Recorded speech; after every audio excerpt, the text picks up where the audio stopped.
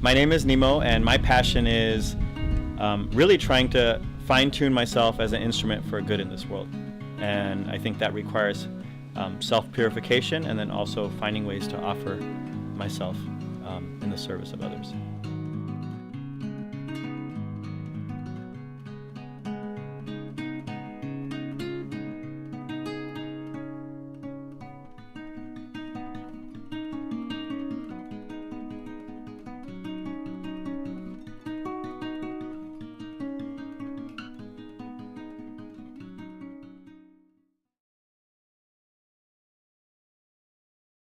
I went to University of Pennsylvania at the Wharton School of Business for my undergraduate. That I always had this passion to bridge entertainment and business. Right out of high school, I started interning at the big radio stations in LA. Did film, all this stuff because I just had this passion for creating things and then just sharing, marketing, sharing, distributing. 2002, I was working in Manhattan, and at that time, my friend had told me to go see this play in New Jersey, and I went there with a friend, and it was this nonprofit organization with kids from their local slum community performing a play called Ekta, which means unity. And I was really moved by that. I was really actually taken back at that time seeing 14 children from underprivileged communities performing in front of me while I was living this life of luxury and kind of on a superficial level very happy, in New York. And it just kind of, the contrast for me hit me really hard. The message hit me really hard. That led me eventually in 2006 to go volunteer there. And when I experienced that, I think that was a deeper recognition of, wow, this is a very beautiful kind of feeling inside, and on the outside, it's not about really, I guess you don't really create results in that space to try to show externally, but what I was noticing is that the inside was feeling more fulfilled.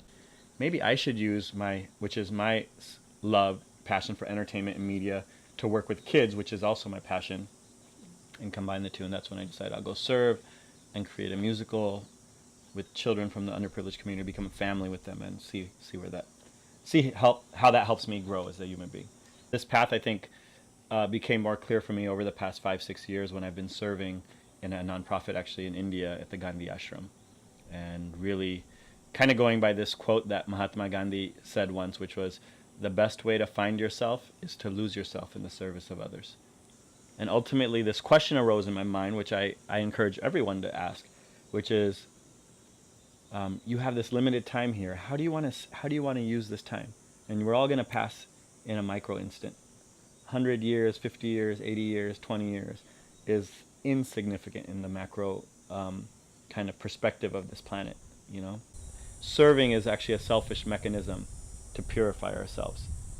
And then as we purify ourselves, we want to serve more. So it's this mutual and symbiotic relationship between your own inner peace and joy and contentment and what you're offering out to the world, And I think that's what's allowed me to kind of keep growing and feel like now walking a path where you're kind of surrendering more. You're not feeling as stressed out anymore, You're just, life becomes a little more effortless as we cultivate this kind of offering.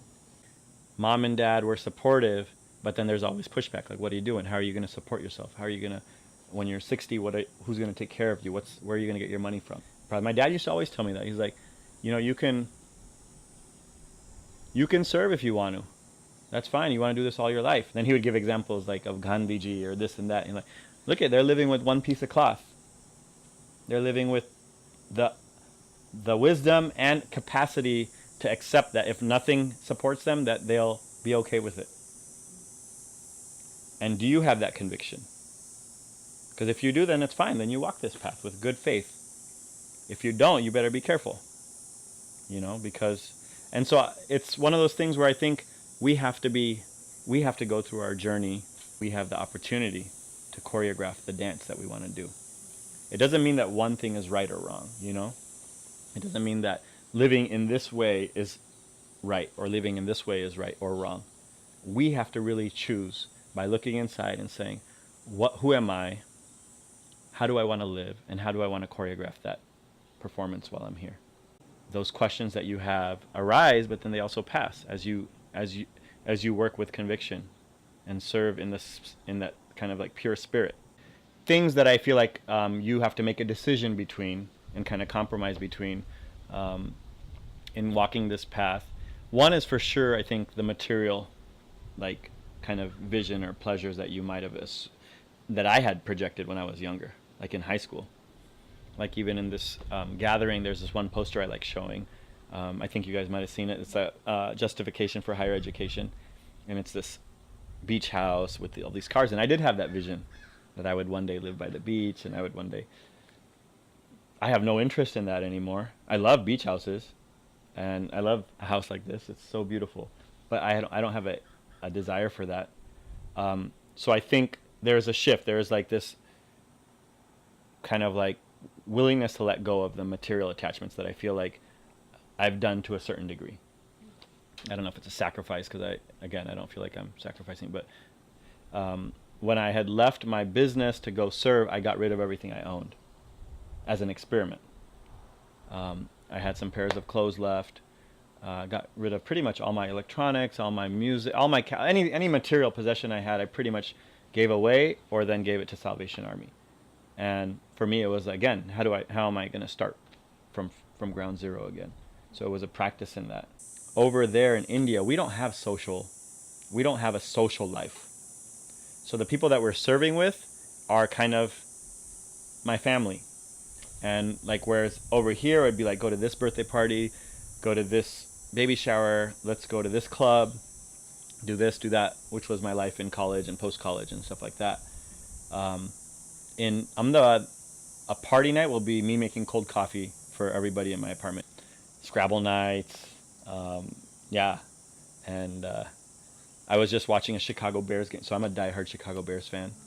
So my buddy Neil and I, we also live in the same apartment. We have like 6 or 7 of us that live in the same apartment, and across from the Gandhi Ashram. And Neil and I are hardcore sports fanatics, so we never miss our football games, even if we're in India. At 2 a.m, everyone's sleeping in the city, but I'll be watching my Chicago Bears game.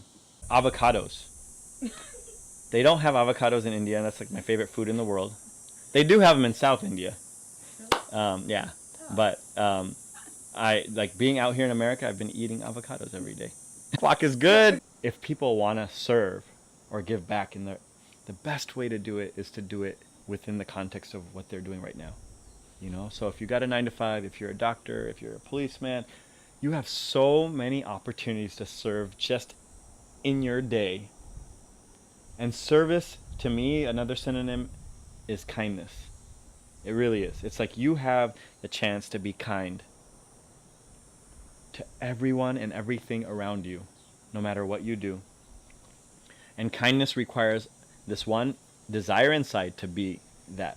So it's not like I need to go volunteer. There's a misconception, I think, sometimes that volunteering means doing good for the community. And I would disagree. I think being kind means doing good for the world, you know?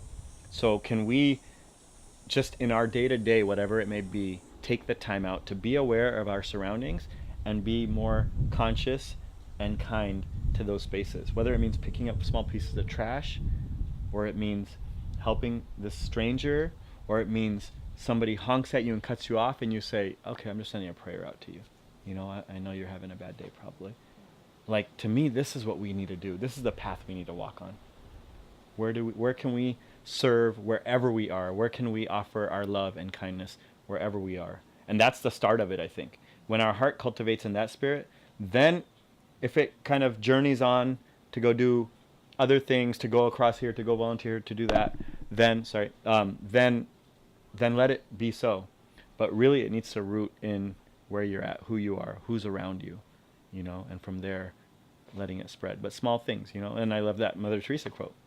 We can do no great things. We can do small things with great love. And that's what it's about, is all these small things that we have access to doing every day.